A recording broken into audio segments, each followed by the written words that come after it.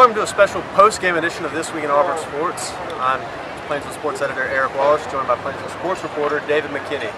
We're here at Davis Wade Stadium in Mississippi State, where Auburn is just coming off their first loss of the season, 38-23, in a big matchup against number 3 Mississippi State. David, I mean, it was a tough situation. You know, covering Auburn sports, you don't cover a lot of losses, and it really felt like Auburn shot themselves in the foot a lot tonight. I mean, it's just spotting Mississippi State 21-point lead in the first quarter. What'd you see, David? I mean, obviously the part of the biggest story of the game is coming out. You know, we have 2 offensive plays, 2 turnovers, and all of a sudden Mississippi State's up 14-0, less than 5 minutes into the game.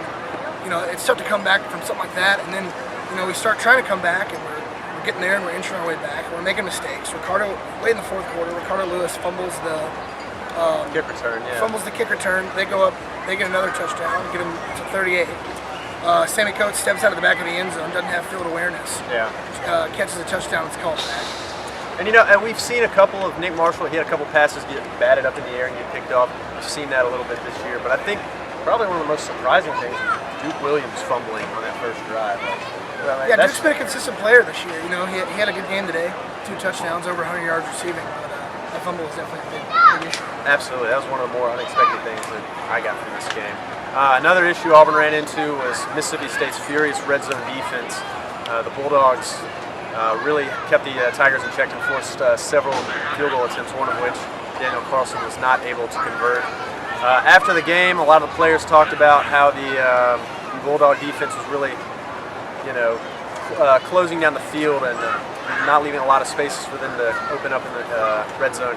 And that's got to be tough for the offense, because that's a part of the field that they really excel on most times. Yeah, they've been killer in the red zone so far this year, but that front 7 of Mississippi State, you can make the case that they're the best front 7 in the nation, and they really shut them down in the red zone today, on top of all the penalties and mental mistakes. Yeah, and I don't think that it was Gus Malzahn's most well-coached game either. There was a lot of very, you almost want to call them cute or finesse plays that ran in the red zone. The trick play where they had CJ try to throw the ball to Brandon Foles, that didn't work out. You like the creativity, but I mean, almost in a matchup like this, you want to beat them head on. But on that same coin, they're sending Cap up the middle every 2 or 3 plays, and you're not going to get a push on that front 7. That front, that defensive line was thrashing our offensive line all day, and they were, the interior push, it's just not there, and they're going to get capped down after 2 or 3 yards, and you're not going to go anywhere. Yeah, and additionally on top of that, I think me and David both agreed we'd like to see Rock Thomas a little bit more. He looked very explosive tonight, and I think out of all the backs, he definitely had the most success running the ball. Yeah, Cap had a decent game. Like I said, they were getting ridiculous interior push, and Corey Grant was just almost a non-factor tonight. You didn't see him give any touches, but I agree. Rock Thomas, he had 3 straight carries for 36 yards. He was doing some video game moves out there, but they kept him out of the game for whatever reason. I guess that's just up to the coaches. And I'm sure one of the sore spots for Auburn fans will have to be the number of penalties and pass interferences that were called. Most specifically, the long pass play that was called back on Sammy Coates, which really, it was a pretty phantom offensive pass interference call. You see a swim move happen on just about every pass play. So it's a lot of tough breaks for Auburn, but a lot of mental mistakes too, where they beat themselves.